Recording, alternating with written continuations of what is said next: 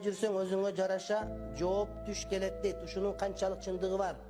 Хадис алган ушул сабактан канчалык чын сүйлөсөң, ошончалык чын түш көрөт. Эгерде 50 ура турган болсоң, түшүңүн жарымы жалган болуп, анан кеч келе жалган айтып басып жүрсөң, анда түшүң пуф деп үйлө бересиң жөн эле.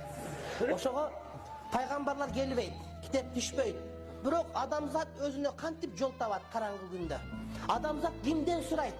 Акылдуу дегенин акылак чыгып атса, эмне кылып билбей калдык биз? Десе пайгамбарым үммөтүм капы болбо деди.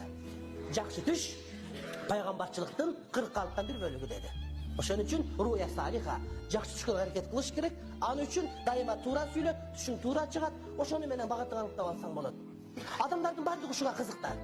Көз ачыктарга барат, бакчыларга барат, молдолорго барат, сурайт мен эртең кандай эмне болом. Бирөө эртең айтып берет десе, баардыгы ошого тизилип алат. Демек адамдын кызыгуусу бар экен. Ушуну шарият боюнча кантип кылабыз десек, анда түштөрүн кара.